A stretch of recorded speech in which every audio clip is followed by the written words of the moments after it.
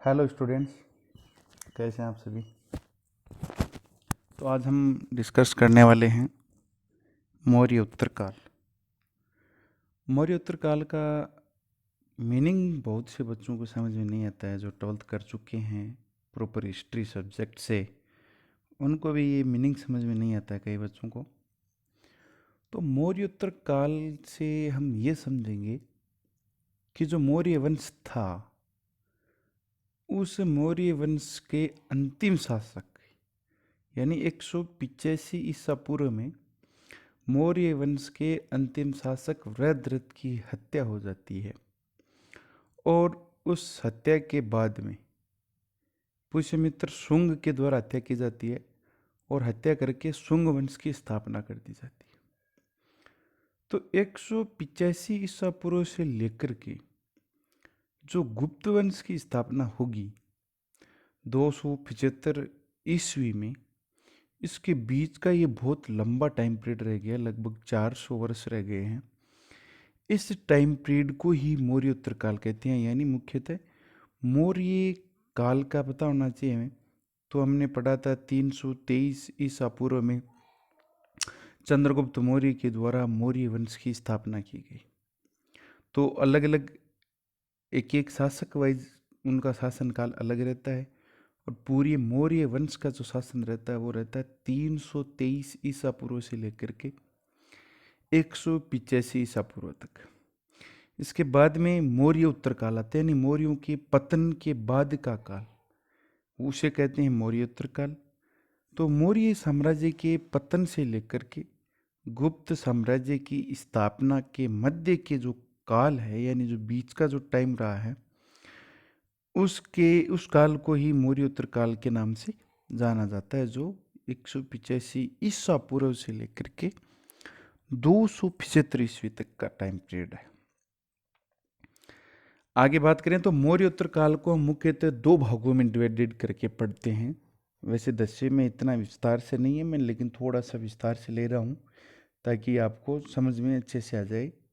जो बच्चे 10वीं के बाद के हैं उनके भी समझ में आ जाए, 12th वाले, फर्स्ट ईयर वाले, सभी के लिए ये। तो इसमें आप देखिए दो भागों में अगर हम डिवाइडेड करें तो जो यानी मौर्यों की शक्ति है उसका पतन हो गया और जो पूरा एक भारतवर्ष था, ये अब देखिए एक मगध की शक्ति यानी सेंटर से शक्ति कमज़ोर हो जाती है के अंदर से, तो उसके नीचे आने वाले छोटे छोटे जनपद हैं, उसके नीचे आने वाले छोटे मोटे शक्ति वाले राजा हैं, वो अपने आप को स्वतंत्र घोषित कर देते हैं। तो यहाँ पर ये एक ऐसा टाइम पीरियड रहा है 185 ईसा पूर्व से लेकर के आपके 275 ईस्वी तक, लगभग 4 शताब्दी का टाइम है ये। तो इस 4 शताब्दी में ये टाइम रहा है कि इसी समय जो भारत है, वो भारत के भी शासक हैं, वो भी अपने आप को स्वतंत्र घोषित करेंगे और इसी टाइम पीरियड में ये आपके विदेशी हैं, इनका भी आक्रमण होगा। तो विदेशियों में देखिए हिंद यमन, यानी जो सिकंदर के बाद के आते हैं वो हिंद यमन है, शक हैं, पल्लव है और कुषाण हैं। जिनमें से आपके शक और हूण, कुषाण, ये तो आपके भी सिलेबस में कक्षा 10 में। इसी समय स्वदेशी की बात करें तो शुंग है, कणव है, सातवाहन है, पल्लव है।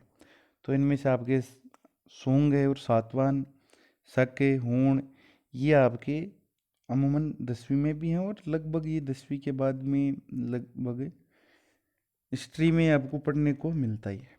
तो ये दो भागों में डिवाइडेड किया गया था मौर्य उत्तरकाल को।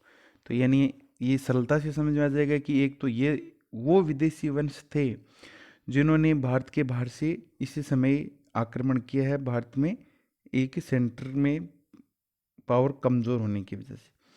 और दूसरा जो स्वदेशी यानी यहीं के जो वंश थे वो सेंटर में अब तक मगध मौर्यों के शक्ति के आगे टक्कर नहीं ले पा रहा था, तो इन्हीं के अधीन थे। वो नए राजवंश निकल के बहुत से आते हैं जिनमें शुंग है, सातवाहन है, कणव है, पल्लव है, ये जो देसी राज्य हैं, स्वदेशी हैं जो भारत के ही हैं। अब हम इनको दूसरे नामों से भी जाना जाता है जो विदेशी आक्रमक हैं या विदेशी राजवंश हैं। हिंद यमन, जिनको हिस्ट्री में इंडो ग्रीक भी कहा जाता है। शक हैं जिनको शीतियन भी कहा जाता है। पहलव या पार्थियन भी कहा जाता है इनको। और अंत में अपना आता है कुषाण, जो एक यूची जनजाति इनको नाम दिया जाता है। तो इनके अन्य नाम भी हिस्ट्री में आपको देखने को मिलेंगे। हिंद यमन है, इंडो ग्रीक है, शक को शीतियन, पहलव को पार्थियन। ध्यान दें, पल्लव नहीं है, पल्लव भारतीय, ये पहलव है, पार्थियन कहते हैं जिसको। कुषाण है जो एक यूची जनजाति थी। तो इनके अन्य नाम भी आप देख लें।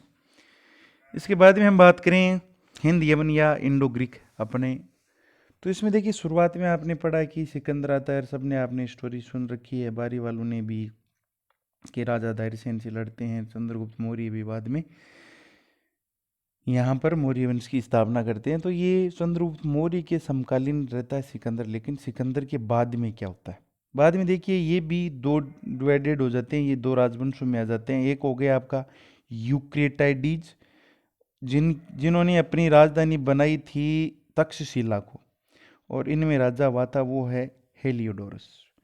और इनकी जो दूसरी ब्रांच निकली, दूसरा सेनापति निकला, वो निकला था आपका डेमेटियस या डेमेट्रियस। और इन्होंने साकल को राजधानी बनाया था, या सियालकोट जो पाकिस्तान में है। ये दोनों पाकिस्तान में वैसे तो, तक्षशिला और साकल। तो ये दो केंद्रों में बन गए थे। ये दो एक तरीके से राजवंश हो गए थे, एक यूक्रेटाइडीज कहलाए थे और एक डेमेट्रियस कहलाए थे। और इनमें राजा मेनांडर हुआ था। तो ज़्यादातर 12वीं वालों बच्चों को ये है ध्यान में, लेकिन 10th वालों को ये घबराने की ज़रूरत नहीं है, ये आपको काम की बात नहीं है। अब आपके आगे की काम की बात करते हैं समझने के लिए से, क्योंकि ये बच्चों में देखा गया है कि अगर बात करें शुरुआत से तो 9th में भी वो सिंधु पढ़ लेते हैं, 10th में बात करें तो वो महाजनपद पढ़ लेते हैं, बाद में महाजनपद काल के बाद में मौर्य वंश है, इंटरेस्टिंग टॉपिक बनता है तो वो भी पढ़ लेते हैं। और उसके बाद में सीधा गुप्त भी पढ़ लेते हैं, क्योंकि उसमें जानकारी के स्रोत भी ज़्यादा हैं, और वो सीधा सीधा अपन को सभी राजाओं के बारे में विस्तार से जानकारी मिलता है, और जो श्रेणीबद्ध क्रम से क्रम वाइज है। लेकिन इसके बीच का जो टाइम रहा, यानी मौर्यों के पतन से लेकर के और गुप्त आए, इनके बीच का टाइम रहा, ये समझ में नहीं आता है। तो किताब में देखिए सीधा गुप्त दे रखा है, बाद में देते हैं ये देसी राज्यों में, जैसे चोल देते हैं, आपके पल्लव देते हैं, शक, हूण, कुषाण ये लास्ट में देते हैं, कनिष्क कान, हूणु कान। तो आत्मसातीकरण करके आपके अलग से बिंदु बना रखा है, पहले आपके चोल चालुक्य सातवाहन। तो ये बच्चे के समझ में नहीं आता कि ये हुआ क्या है, यानी कहाँ से आया कि भाई ये गुप्त भी सर समझ में आ गए, मौर्य भी सर समझ में आ गए, लेकिन ये समझ में नहीं आई आपकी बाह्य आक्रमण क्या है, शक, हूण, कुषाण ये कब कहाँ आ गई, सातवाहन कहाँ आ गया, गौतमी पुत्र सातकर्णी किधर आ गया। तो ये इसमें आपके छोटे छोटे भी दिए हुए हैं बिंदु वाइज। तो जो आपको एक अलग से ये टॉपिक बनता है हिस्ट्री का, जो बहुत से बच्चों की डाउट रहता है, जिन्होंने 12वीं कॉलेज तक कर लेता है जो बच्चा हिस्ट्री से, तो ग्रेजुएशन के बाद में भी उसके ये मौर्योत्तर काल का एक श्रेणीबद्ध क्रम से उसके लिए समस्या का बिंदु रहता है। तो इस टॉपिक को आप ध्यान से एक एक बात ध्यान से सुनेंगे और पूरा देखेंगे तो आपके लिए हमेशा के लिए ये सोल्व हो जाएगा। तो इसमें दूसरे की बात करें अगर हम शक की, तो यानी विदेशियों में हमने इंडो ग्रीक या हिंद यमन कर लिए, जो दो डिवाइडेड हुए थे। ये भी 5, वैसे इनकी 5 बटालियन थी या 5 भागों में बटे थे। तो जिनको यहाँ पर एक तो अफगानिस्तान की तरफ ही चले गए, और इनको फिर 2 भागों में डिवाइडेड किया गया।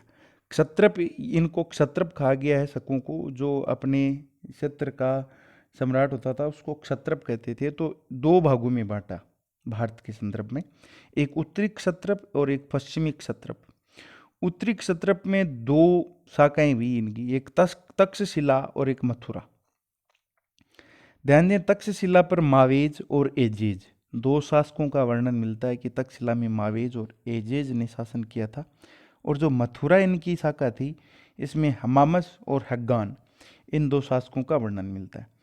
पश्चिमी क्षत्रप की अगर हम बात करें तो इन्हीं इसी क्षत्रप में भी 2 शाखाएं मिलेंगी अपन को, एक मालवा एक नासिक।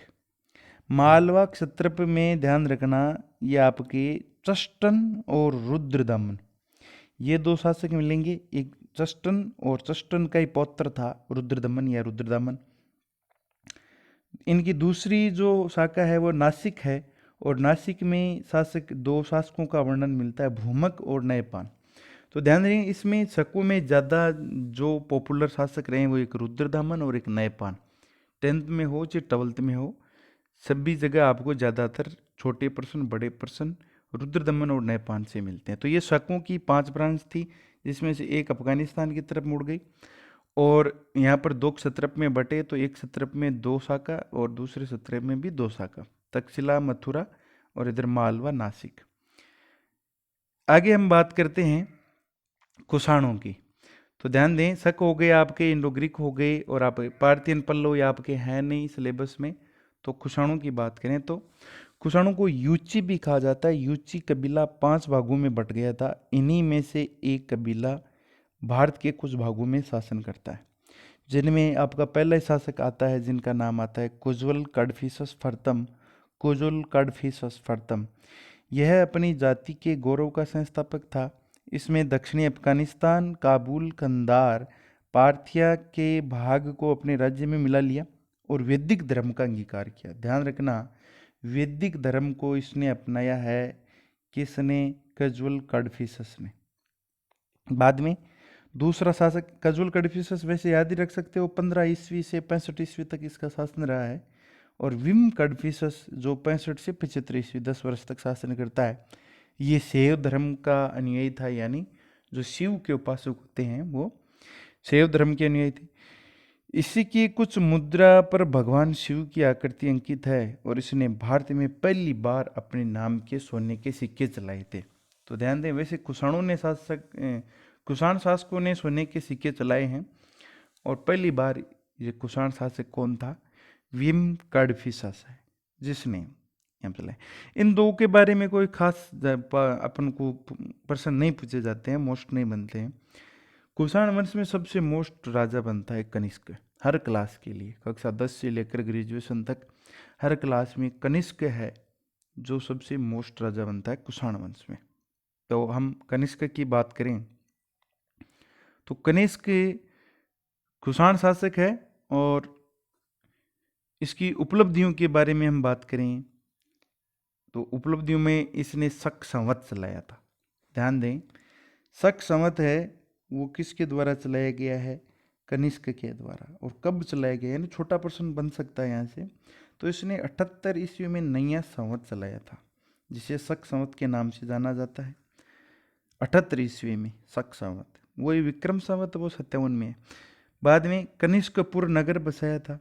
तो ध्यान दें, शक संवत जो चलाया है उसके बाद में कनिष्क ने कश्मीर को जीतकर, जो वर्तमान का कश्मीर है, उसको जीतकर कनिष्कपुर नगर बसाया था और उसने कासगर, यारकंद, खोतान पर भी विजय प्राप्त करती है। विजय अभियानों में भी आ सकता है।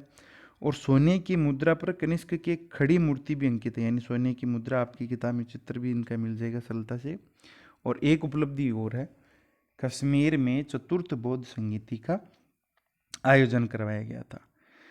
तो कश्मीर के जो कुंडलवन है उनमें आचार्य पार्श्व की अध्यक्षता में चौथी बौद्ध संगीति संपन्न हुई थी और इनकी जो प्रथम राजधानी पेशावर या पुरुषपुर थी और दूसरी राजधानी मथुरा थी।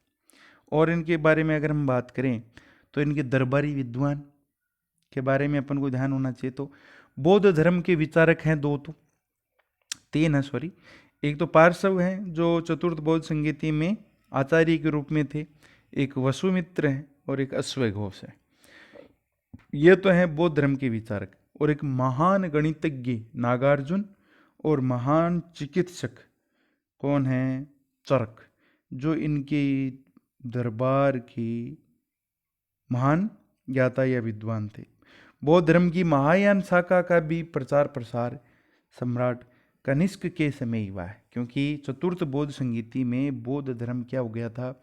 2 भागों में विभक्त हो गया था, एक हीनयान और एक महायान। तो जो सम्राट कनिष्क ने अपनाया है या जिसको राज धर्म की परमिशन दी है, राज धर्म घोषित किया है, वो महायान शाखा है। और ये चतुर्थ बौद्ध संगीति के समय 2 भागों में डिवाइडेड ही होता है, ये भी ध्यान रखना है। बाद में अगर हम बात करें तो बौद्ध धर्म की महायान शाखा का उदय और प्रचार कनिष्क के समय हुआ था। उत्तर भारत में कुषाण शासकों की सत्ता लगभग 230 ईस्वी तक रही है, यानी गुप्तों के जस्ट पहले तक रही है। कनिष्क ने प्रथम राजधानी पेशावर तथा दूसरी राजधानी मथुरा को बनाया था, तथा इसी के समय में चतुर्थ बौद्ध संगीति का आयोजन हुआ। इसीलिए कनिष्क को दूसरा अशोक भी कहा जाता है। ध्यान रखना, पहले तो बौद्ध धर्म का ज़्यादा अगर प्रचार प्रसार हुआ है तो सम्राट अशोक के समय हुआ है, और सम्राट अशोक की ही तरह बाद में अगर हुआ है तो वो सम्राट कनिष्क के समय हुआ है। इसीलिए सम्राट कनिष्क को दूसरा अशोक भी कहा जाता है। एक देखिए, विदेशी आक्रमणकारियों में आएंगे मध्य एशिया से एक बर्बर जाति जनजाति है जो हूण है।